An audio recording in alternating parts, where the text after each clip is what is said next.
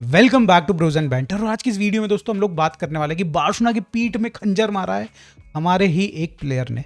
कितनी इस बात में सच्चाई है, इसके ऊपर हम थोड़ा सा डिस्कशन करेंगे। हम लोग बात करेंगे कि भाई केन से रिलेटेड काफी ज्यादा मोमेंटम दिख रहा है बार्सिलोना के अंदर, तो ये भी कहीं ना कहीं थोड़ा सा डिस्कशन करेंगे। और साथ में दोस्तों हम लोग बात करेंगे कि किस तरीके से हमारे डिफेंडर्स रात को सो नहीं पा रहे हैं just because of the high line.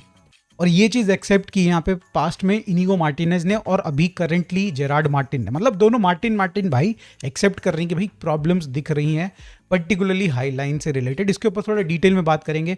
हम लोग बात करने वाले हैं कसाडो और रैशफोर्ड से रिलेटेड एक अपडेट आ रही है, वो आपके साथ मैं शेयर करूंगा। और दोस्तों इनके सिवाय भी छोटी मोटी अपडेट्स हैं जो कि मैं आपके साथ शेयर करूंगा। बट स्टार्ट करते हैं सबसे पहले हम लोग केन वाली न्यूज के साथ।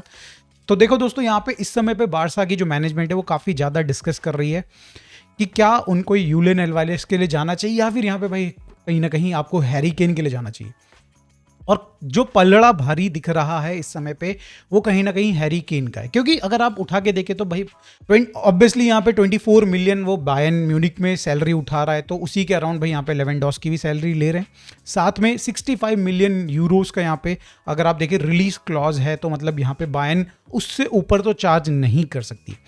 तो ये चीज़ें मैनेजमेंट को सही लग रही है। ऑन दी अदर एंड अगर आप यूलियन एल्वारेज की तरफ देखें तो भाई 150 मिलियन की तो मिनिमम डील लग रही है, वो साफ सीधी सी बात है। और एट द सेम टाइम भाई वो एथलेटिको मैड्रिड के मूड के ऊपर है, उनके पास अब भाई दबा के पैसे आ चुके हैं। जिन लोगों को नहीं पता भाई उन लोगों को बाई कर लिया गया है, उनका कुछ परसेंट ऑफ स्टेक्स खरीद लिए गए हैं भाई। अब बिजनेसमैन मल्टी बिलियनर ने खरीद लिए हैं, आई थिंक अवीवा करके है कोई, तो मतलब है ठीक है, कंपनी ने खरीद लिया, तो उनके पास अब पैसों की कमी नहीं है, समझो एक बात को।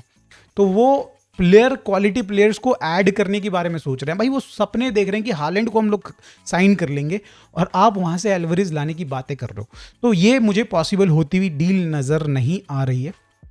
ऑन द अदर एंड भाई केन यहाँ पे भाई सुपर रियलिस्टिक नजर आ रहा है।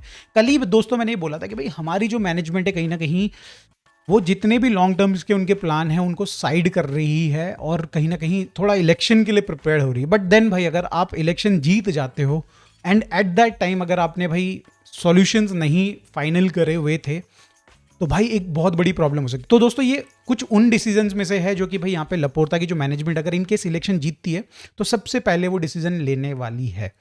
तो लेट्स सी दोस्तों यहाँ पे आगे क्या बनती है न्यूज़। बट अगर आप देखो तो ओवरऑल हर जगह पे यही हवा हो रखी है कि भाई बार्सिलोना सबसे ज़्यादा कमिटेड है इस समय पे केन के को बारसा लाने में। और एट द सेम टाइम अगर आप भाई थोड़ा मिजाज को चेक करें तो भाई यहाँ पे केन बायर्न को छोड़ना चाहता है।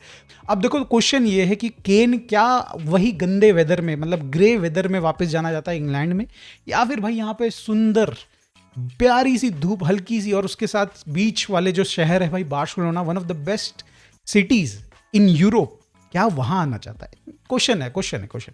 अब मूव ऑन करते हैं दोस्तों अगली स्टोरी की तरफ, जहां पे भाई पीछे खंजर दिया है क्रिश्चियनसन एज पर दी रीसेंट अपडेट्स। तो देखो दोस्तों, मैंने कल आपके सामने एक स्टोरी ब्रेक करी थी वो लेवेंडोस्की वाली, जिसमें भाई उसके बायोपिक में बताया गया था ऑथर द्वारा कि लेवेंडोस्की को बार्सिलोना ने मना कर दिया था कि स्कोर मत करना, हमको भाई कुछ पैसे देने पड़ सकते हैं बायर्न को जस्ट बिकॉज कि तू 25 से ज़्यादा गोल्स मार देगा तो उस पर्टिकुलर सीजन में 22-23 सीजन में। उसी ऑथर ने उसी बुक में बायोपिक में ये भी लिखा है कि लेवेंडोस्की ने उसको बताया था कि पिछले सीजन में जब इंटर मिलान के अगेंस्ट बार्सिलोना खेल रही थी एंड 89th मिनट पे जब हंसी फिलिक ने भाई लेवेंडोस्की को सब्स्टिट्यूट करके अंदर लेके आया, उसकी चॉइस थी वहां पे क्रिश्चियनसन।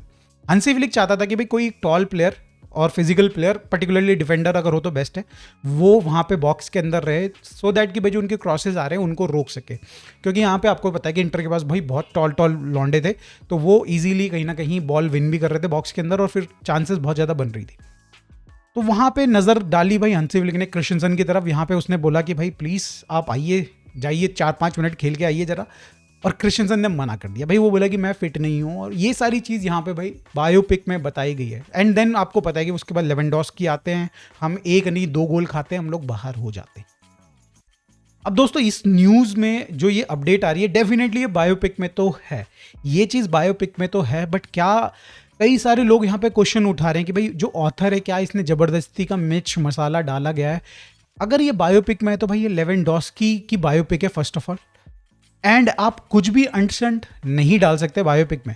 आपके ऊपर भाई लिटरली लीगल केस हो सकता है, चाहे इस पे वो ऑथर पे हो, चाहे यहाँ पे भाई आपके देखा जाए तो लेवेंडोस्की पे हो। तो चांसेस आर कि भाई यहाँ पे ये सच्ची बात हो सकती है। चलो ठीक है भाई, वो हो सकता है कि भाई क्रिश्चियनसन यहाँ पे फिट ना हो एंड इसकी वजह से उसने मना कर दिया हो, बट देन भाई वो पूरे सीजन भर उसी चांसेस के लिए वेट कर रहा था कि भाई मुझे खिलाओ, मेरे को चांस दो, और ऑलमोस्ट मुझे हमें सबको पता है कि उस टाइम तक वो फिट हो चुका था। बट ऐसा नहीं है कि भाई क्रिश्चियनसन ने फर्स्ट टाइम किया है, और दोस्तों ऐसा नहीं है कि क्रिश्चियनसन ने ये फर्स्ट टाइम किया, उसने चेल्सी में टुकल के अंदर यही सेम चीज बार बार करी थी अगेंस्ट मैन यूनाइटेड या फिर न्यूकासल के अगेंस्ट। कुछ उनका मैच चल रहा था जिसमें भाई टुकल चाहता था कि वो अगेन यहाँ पे क्रिश्चियनसन को यूज करे एक पर्टिकुलर मोमेंट पे लेटर इन द गेम, वही एज अ सब, और उस टाइम पे यहाँ पे क्रिश्चियनसन कहीं ना कहीं बारसा के साथ डील अग्री कर चुके थे, उन्होंने मना कर दिया कि वो बोले थे भाई मेरे पेट में दर्द हो रहा है। और ये एक बार नहीं, उसने पेट में दर्द का एक बार बहाना नहीं मारा, चेल्सी में कई बार बहाना मारा है। तो ये चीज़ कहीं ना कहीं भाई क्रिश्चियनसन की आदत सी दिख रही है डेफिनेटली। और यहाँ पे भाई बार्सिलोना फैंस काफ़ी ज़्यादा नाराज़ है। I am particularly also not so happy with the Christiansen. भाई ये मासूम सा चेहरा एकदम, बिल्कुल देखो छोटा सा बच्चे जैसा एकदम मुन्नू मुन्नू सा चेहरा, भाई इतना खतरनाक आदमी है रे तू पीछे, अरे डबल फेस। चल छोड़ो दोस्तों, क्या ही कर सकते हैं, जो चीज़ हो गई पास्ट में हो गई।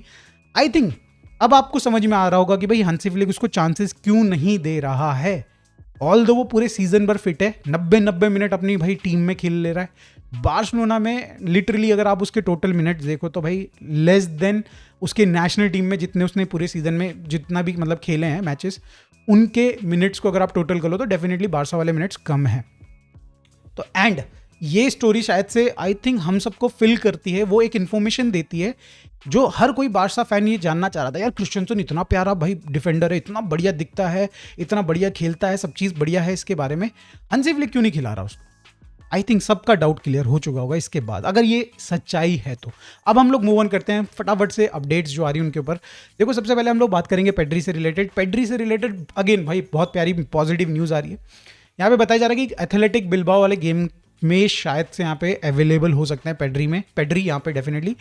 एंड अगर वो नहीं भी खेलते तो चेल्सी वाले गेम के लिए तो डेफिनेटली रेडी रहेंगे। क्वेश्चन है कि वो स्टार्ट करेंगे या फिर बेंच से आएंगे, that is the question. But मेरे हिसाब से दोस्तों बेंच से आना इज द ओनली थिंग जो कि वो चेल्सी वाले गेम में करना चाहिए यहाँ पे, और उसके सिवाय हमें रिस्क नहीं लेना चाहिए बिल्कुल भी।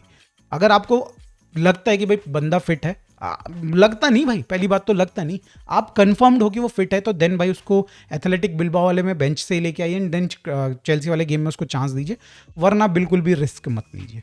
सिमिलरली दोस्तों कसाडो से रिलेटेड पॉजिटिव न्यूज़ आ रही है, बताया जा रहा है कि भाई उसकी रिकवरी काफ़ी अच्छी है and he will be starting in Bilbao वाला गेम। तो मतलब कुल मिला के भाई चलो एक हमारा डिफेंडर, एक मतलब डिफेंडर बोल रहा हूँ मैं, एक हमारा डीएम या फिर पिवट आ चुका है।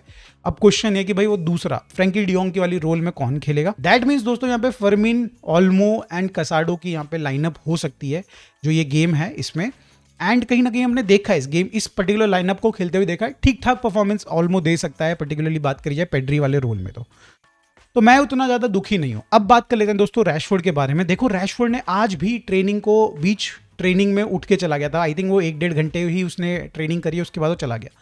तो दैट टेल्स यू कि थोड़ा डिस्कम्फर्ट ज़रूर है। कल भी उसने ट्रेनिंग नहीं अटेंड करी थी। उसने बताया था कि कई सारे रिपोर्ट्स आ रहे थे, वो बोले थे कि पर्सनल रीज़न से नहीं कर रहा था, कई बोले थे कि डिस्कम्फर्ट है, और आज भी उसने भाई ट्रेनिंग नहीं अटेंड करी है एज पर द रिपोर्ट्स। तो दैट टेल्स यू कि मतलब थोड़ा प्रॉब्लम शायद से रैशफोर्ड को है and maybe there is a chance कि भाई यहाँ पे रैशफोर्ड शायद से अवेलेबल नहीं होगा बिल्बाओ वाले गेम के लिए। अब देखते हैं दोस्तों, अगर कुछ अपडेट आएगा तो एडिटिंग के टाइम पे तो मैं कोई ना कोई फोटो या फिर कोई ना कोई इमेज लगा दूंगा इस पर्टिकुलर सेक्शन में, जिससे आपको न्यूज़ बेटर मिल पाएगी। अब मूव ऑन करते हैं अगले सेक्शन की तरफ, जो कि दोस्तों रिलेटेड है टर स्टेगन से। यहाँ पे भाई बताया जा रहा है कि भाई कई सारी रिपोर्ट्स आई थी कि वो बेसिकतास करके जो क्लब है भाई वहाँ से ऑफर आया था, दे वर रेडी टू पे हिज सैलरी, मतलब लोन पे लेके जाने के लिए तैयार थे with an option of 8 million की, मतलब इतना पैसा दे देंगे आपको एज अ ट्रांसफर फी जब लोन खत्म होगा। एंड यहाँ पे भाई आपका टर स्टेगन को पूरी सैलरी जितनी वो बार्सिलोना में ले रहा है, 11, 12, 14 मिलियन जितनी भी ले रहा है, उतनी सैलरी वो देने के लिए तैयार थे। तो कई सारे आउटलेट्स बोल रहे थे कि ये वाली पर्टिकुलरली एक स्टोरी आई है, बट कई सारे आउटलेट्स ये बोल रहे हैं कि भाई कोई भी ऑफर बार्सिलोना के सामने नहीं आया है। बट ये भी कहीं ना कहीं रिपोर्ट किया जा रहा है कि भाई एजेंट जो है यहाँ पे टर स्टेगन का वो एक्टिवली उसके लिए क्लब ढूंढने के लिए तैयार है। बिकॉज यहाँ पे एक बहुत ही इंपॉर्टेंट स्टेटमेंट नागल्समैन ने दी थी, आपको याद होगा। तो उन्होंने ये कहा था कि भाई टर स्टेगन खेले, इससे फर्क नहीं पड़ता कि वो छोटे क्लब में खेल रहा बड़े क्लब में खेल रहा, उसके जो मिनट्स हैं वो कहीं ना कहीं भाई जस्टिफाई करने चाहिए।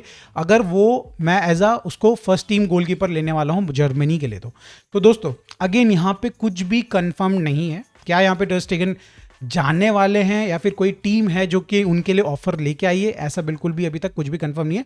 But yes, it seems like कि भाई यहाँ पे टर स्टेगन की तरफ से मूवमेंट होगी विंटर ट्रांसफर मार्केट में। बिकॉज अब ये तो ज़रूरत बन चुकी है भाई उसकी, अब उसको खेलना ज़रूरी है, वरना भाई जर्मनी के पास भी ऑप्शंस की कोई कमी है नहीं। मूव ऑन करते हैं अगली स्टोरी की तरफ जो कि आ रही है जेरार्ड मार्टिन से रिलेटेड। तो देखो दोस्तों, एक इंटरव्यू हुआ, जेरार्ड मार्टिन का इंटरव्यू लिया गया, उसमें उन्होंने ना एक क्वेश्चन, एक पहले इन्फॉर्मेशन पास करी, जिसमें उन्होंने बताया जेरार्ड मार्टिन को कि भाई कि रिसेंटली इनिगो मार्टिनेज का एक इंटरव्यू आता जिसमें उन्होंने बताया कि वो किस तरीके से स्ट्रेस्ड फील करता था और रात को सो नहीं पाता था जब भी बारसा का मैच होता था, just because of the high line. तो यहाँ पे अगेन जो इंटरव्यूअर था जेरार्ड मार्टिन से एक क्वेश्चन पूछता है कि भाई क्या आपके साथ भी यही सेम सिचुएशन है। तो यहाँ पे जेरार्ड मार्टिन बोलता है यस, उसको भी सेम चीज़, सेम प्रॉब्लम होती है कि भाई मेरे को रात को नींद नहीं आती, क्योंकि जो एड्रेनलिन होता है, जो स्ट्रेस लेवल होता है वो इतना बढ़ जाता है कि 3 से 4 घंटे लग जाते हैं उसको काम डाउन होने में और भाई नींद आने में। तो यहाँ पे डेफिनेटली भी हमारे जो डिफेंडर्स हैं, चाहे वो कुंडे हो, चाहे यहाँ पे कुबारसी हो, अरोहो नहीं भाई, वो तो साला गेम में भी सोता है। खैर, जेरार्ड मार्टिन हो, बाल्डे हो, ये सारे के सारे प्लेयर्स देख के लग रहे कि भाई स्ट्रेस्ड है बिकॉज ऑफ कहीं ना कहीं जिस तरीके से यहाँ पे आपकी जो लिटरली भाई आपकी हाईलाइन इस सीजन में काम नहीं कर रही है। पिछले सीजन में काम करी थी एक बंदे की, आप बोल सकते हैं यहाँ पे भाई इनिगो मार्टिनेज की ब्रिलियंस की वजह से वो अकेला बंदा स्ट्रेस लेता रहा होगा पिछले सीजन में, may be, I am not sure भाई, बाकी किसी का इंटरव्यू आया नहीं है। बट इस सीजन में क्लियरली यहाँ पे बाकी प्लेयर्स भी बोल रहे हैं, कुबारसी बोल चुका है यही सेम चीज़, आई थिंक एरिक गार्सिया बोल चुका है यही सेम चीज़, अब भाई यहाँ पे जेरार्ड मार्टिन बोल रहा है। तो डेफिनेटली दोस्तों हांसी फ्लिक को हाईलाइन प्रॉब्लम नहीं नज़र आती होगी, बट हमारे प्लेयर्स उसकी वजह से डेफिनेटली भाई स्ट्रेस तो हैं। तो देखेंगे दोस्तों किस तरीके से हमारे डिफेंडर्स भाई इस पर रिस्पॉन्ड करते हैं, ये जो चैलेंज उनके सामने आ चुका है। बट देखने वाली बात है दोस्तों, एक दिन बचा है बस कैंप न्यू का भाई रिटर्न का। आहा, क्या ही फीलिंग आ रही दोस्तों, क्या ही फीलिंग आ रही, मज़ा आ रहा है दोस्तों, गुदगुदी हो रही है दोस्तों। कल की स्ट्रीम आई थिंक भाई हमें 1.5 घंटे पहले से स्टार्ट करनी चाहिए। यूजुअली हम 1 घंटे पहले करते हैं, आई थिंक आधा घंटे पहले तो भाई हमें सारे के सारे मतलब जो इमेजेस आ रहे हैं, वो सारे के सारे इवेंट्स हो रहे हैं भाई, वो सारी चीज़ें देखनी पड़ेगी भाई, हमको देखनी पड़ेगी दोस्तों, ये त्याग करना पड़ेगा आपको भाई। तो दोस्तों कल मिलेंगे। वीडियो अच्छी लगी तो प्लीज़ लाइक कर दीजिएगा, चैनल को सब्सक्राइब कर दीजिएगा। मिलते हैं दोस्तों नेक्स्ट वीडियो में, bye for now, take care.